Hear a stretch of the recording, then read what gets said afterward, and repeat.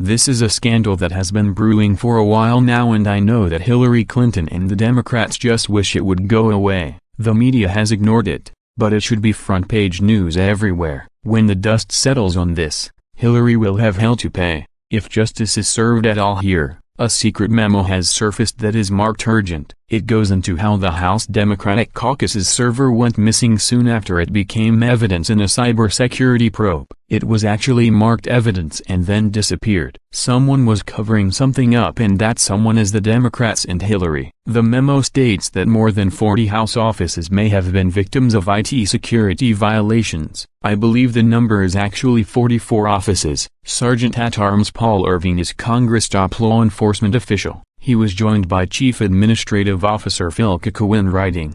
We have concluded that the employees, Democratic Systems Administrator Imran Awan and his family, are an ongoing and serious risk to the House of Representatives, possibly threatening the integrity of our information systems and thereby members' capacity to serve constituents. The memo was addressed to the Committee on House Administration, CEHA, and was dated February 3, 2017. It's been quashed all this time, but the intrepid reporters at the Daily Caller got a hold of it. The memo outlines how the caucus server that was run by then caucus chairman Rep. Xavier Becerra was secretly cloned by authorities after the House Inspector General, IG, identified suspicious activity on it.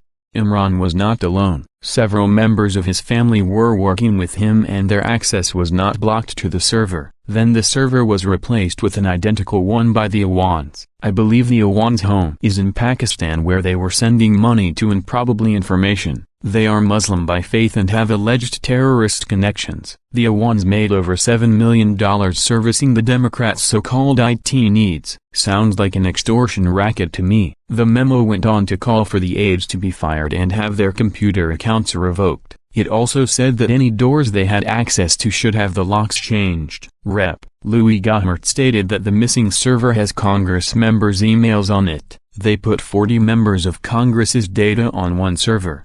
That server, with that serial number, has disappeared, he said. They, the Awans, deliberately turned over a fake server to falsify evidence. One official close to the CHA alleged it was a breach. The data was completely out of members' possession. According to the Daily Caller, the 6-page letter had this to say.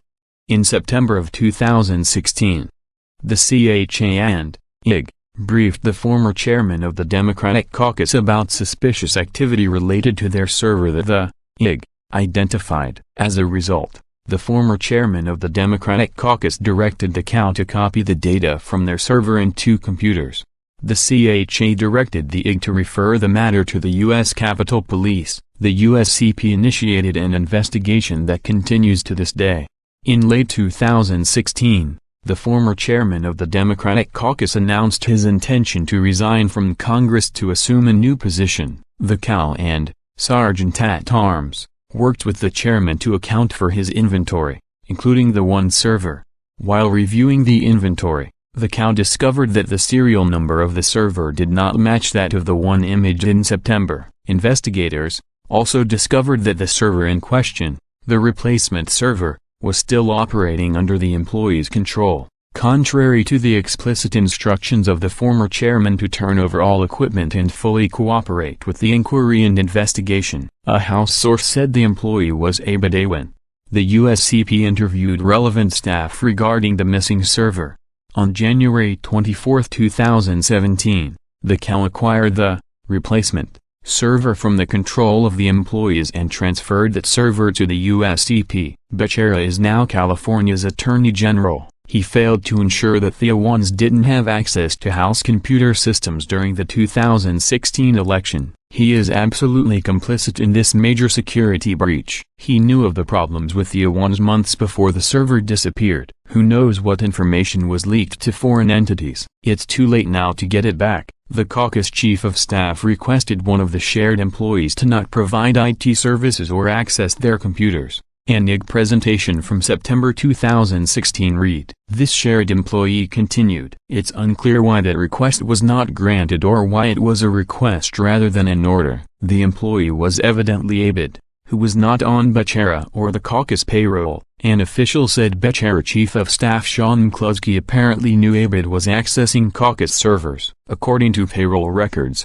Abid's sister-in-law, Hina Alvi, was the caucus systems administrator. It was a fraud scheme kept in the family. Even after Becerra suspected something very bad was going on, he did nothing, and that enabled them to get to the server which had evidence on it. These employees accessed user accounts and computers for offices that did not employ them, without the knowledge and permission of the impacted member's office, the memo said, adding, 4 of the employees accessed the Democratic Caucus computers 5,735 times. More than 100 office computers were opened to access from people not on the office's staff, the memo stated.